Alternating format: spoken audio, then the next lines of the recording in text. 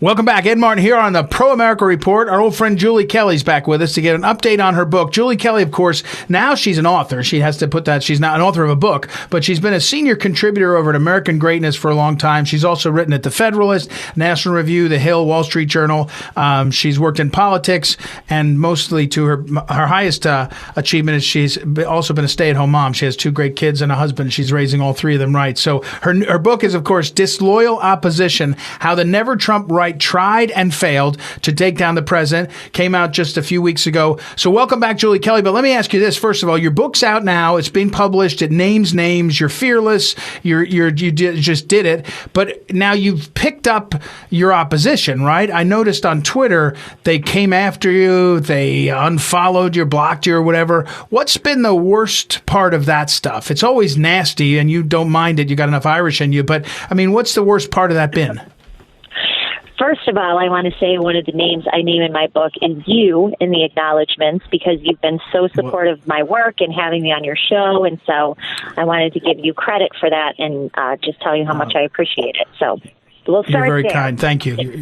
Okay, good. But yes, you judge people by who your enemies are, and I'm completely fine with having this group of traitors, grifters, washed up losers on my enemy list, because I have a great list of people who are on my side, like you, for example. So, no, I don't shy away from it, and you have to walk right into it, otherwise they win. Yeah, it is. It is interesting to see. It's funny the timing, though, because at the same time you put this book out, I thought, well, it could be maybe it's bad timing, right? We're in the middle of this in this Wuhan virus, the shutdown and all. On the other hand, that Lincoln Project, which has a number of your stars in it, has been sort of exposed as being, classic sort of establishment political move. They raise millions and pay each other the millions. I mean, walk us through that sort of that scam that they always run, and they did. In this case, some of your key people were sort of affiliated with that. That's right. The timing was pretty good, because I was nervous. When the book came out, the president was really on the ropes, understandably so, after what he's been through just this year alone, not to mention the past 3.5 years. So the timing was fortuitous, and this Lincoln Project just follows the same shtick that I outline in my book, which is, kind of these unknown alleged Republicans and conservatives or McCain, Bush holdovers who have a grudge that Trump won against their objections. And so they go out and give this fake impression that they're Republicans and conservatives opposed to the president, that there are a lot of people out there just like them. But their funding mostly comes from the left, from Democrats. And that's certainly the case with the Lincoln Project. It's certainly the case with the nonprofits that I cover in my book. And most of any Never Trump group that you read about or hear about is funded from the left, not the right. It's we're talking with Julie Kelly, and again, her book is called Disloyal Opposition, How the Never Trump Right Tried and Failed to Take Down the President. What about anybody surprise you with that maybe you thought was going to be against you and said you're right on this? I guess what I mean is the Never Trumper, is it shrinking? Is it getting down to like the last of the holdouts? That there's some people that were, I can think of a couple of journalists who were sort of rabidly anti-Trump for a long time and have sort of gone quiet. I think they just realized it was not. Are you seeing it? Are we down to the last of the holdouts? I think we might be, but what's interesting, Ed, is to see Democrats go after the Never Trumpers. So there are plenty of Democrats who don't want these people on their side or affiliated with them. I don't know if you saw that ambush of Rick Wilson last week. Stephen Colbert has, I guess, some cartoonish talk show or interview show. So they had Rick Wilson on. He thought it would be a friendly interview, but they completely just creamed the guy because they reminded their viewers that all these Lincoln Project people a lot of them are affiliated with George W. Bush. They ran up deficits and they were warmongers and all of the things that the left and Democrats have said about these people for years. And so he was pretty taken aback. But you're seeing a little bit more of that the Democrats really don't want to be tied with these people either. So will they end up in political no man's land where they belong? I certainly hope so. Yeah. Well, and the what about the before the great pause is what I call the Wuhan virus and what it did to our economy.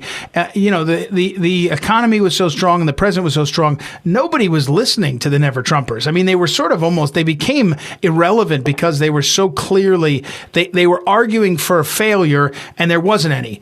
Now, of course, they're sort of reveling in people dying from a disease and economies being closed down and cities burning. But you have to say it's kind of, as you said, it's had an effect, right? I mean, it's made it difficult for the president and a challenge and all. And but some of your people, I don't know, if are going to go to the Democrat convention, right? Some of the Never Trumpers will be even invited there, I think, right?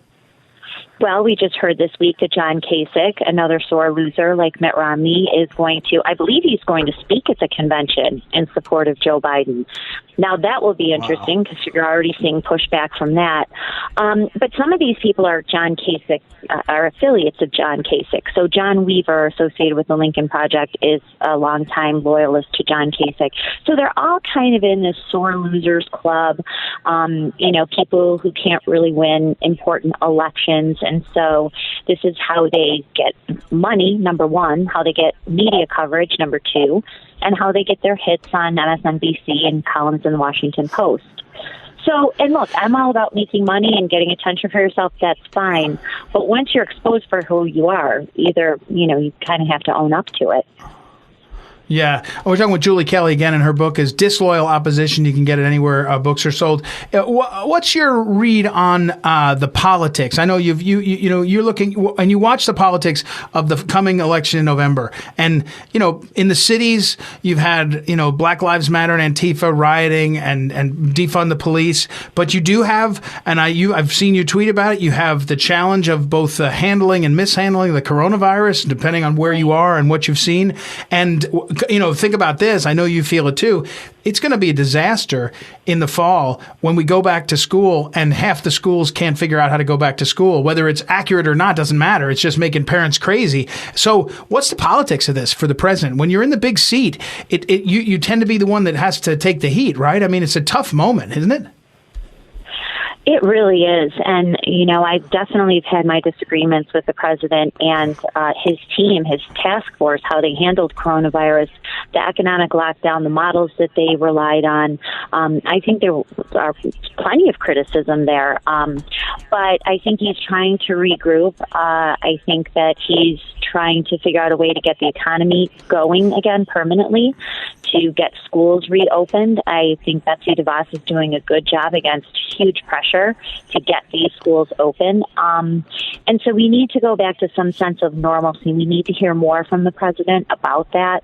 Because as you know, Ed, the Democrats are going to use this coronavirus hysteria for a number of political purposes. The first of which is to keep Joe Biden in his basement and away from voters and away from the press, which we saw him do again today. He gave this nonsensical speech. He could barely, pronounce words, and then he walks away from the podium, not taking any questions. And then the second objective is for this mail-in all absentee ballot election in November. So they're going to continue to fuel this hysteria. And the president and his backers, to the extent they're already in Washington, who have the guts to speak out, they need to have his back and defend him. Yes, and it is.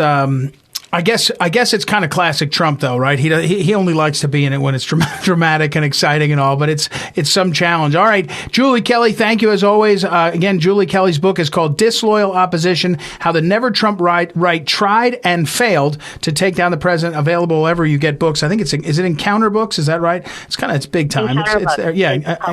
Encounter Books. So, and then at Julie_Kelly.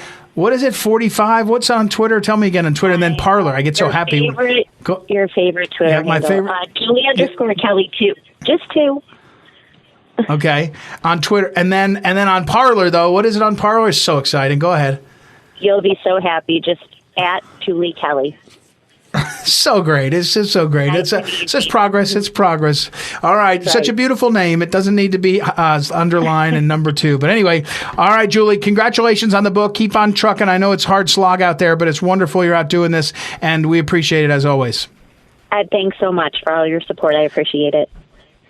Okay, we'll talk again soon. We'll take a quick break and be right back. It's Ed Martin here on the Pro America Report. Be back in a moment.